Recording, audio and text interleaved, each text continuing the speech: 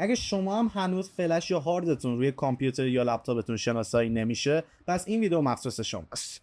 سلام بچه‌ها، خیلی خوش اومدید به این ویدیو. قبل از اینکه بریم سراغ ویدیو، تاسوعا عاشورای حسینی رو بهتون تسلیت میگم. بریم سراغ ویدیو. قطعا برای همتون پیش اومده که یه زمانی شما یه هارد یا فلشی رو وصل کامپیوتر یا لپتاپتون میکنید و میبینید که اون توسط سیستمتون شناسایی نمیشه یا حتی پیام وصل شدنش براتون میاد اما توی قسمت پی سی تون نمایش داده نمیشه. عملا در حقیقت شما بهش دسترسی ندارید. این روشی که من بهتون میگم میتونه مشکلتون رو حل بکنه. البته این قضیه علتهای متفاوتی داره و اگر مشکلتون از این موردی که من میگم باشه، مشکلتون کاملا حل میشه. یه زمانی هست شما یک هارد یا فلش به هر علتی پارتیشن اون حذف میشه و برای همین شما باید یک پارتیشن از اون درون لپتاپ یا کامپیوترتون بسازید.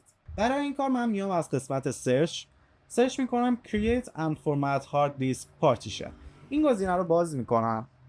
وقتی این صفحه رو باز بکنم، این قسمت تمام پارتیشن های من و درایوهای من رو برام میاره.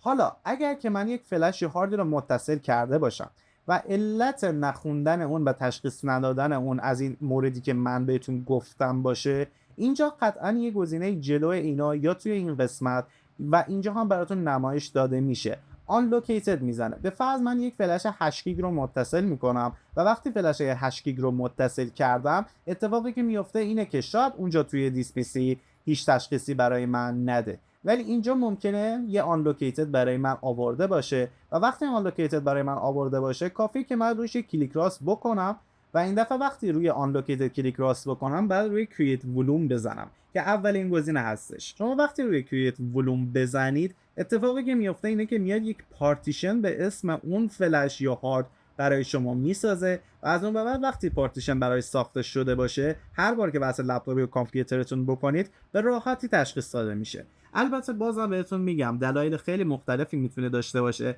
ممکنه علتش از یه دلیلی باشه که با این روش حل نشه. پس حواستون رو جمع بکنید. دو تا مورد خیلی مهم.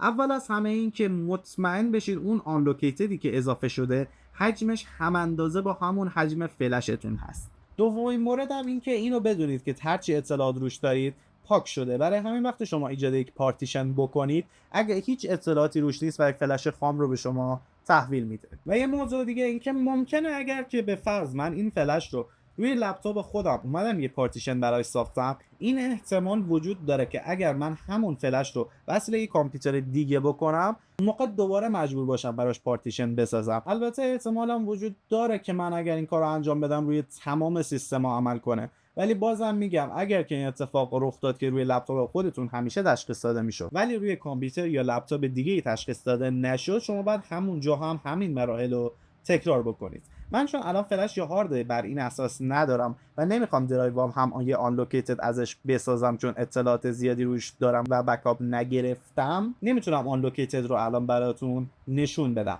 و وقتی روی کریت ولوم بزنید، اول از همه از شما میخواد که یه حروف دلخواه انتخاب کنید. از A تا Z هر حروفی که خواستید رو میتونید انتخاب بکنید و بعد از اینکه حروفتون رو انتخاب کردید، این دفعه کاری که باید انجام بدین اینه که فقط کرییت رو بزنید. البته گزینه‌هایی که براتون میاره هیچ کدوم رو دست نزنید و فقط نکست رو بزنید، چون ممکنه فلشتون یا پارتیشنتون به شکل دیگه ایجاد بشه و توی کارتون مشکل ایجاد کنه. امیدوارم از دیدن این ویدیو لذت برده باشید. شما رو به خدای بزرگ میسپارم. خدا نگهدار همتون.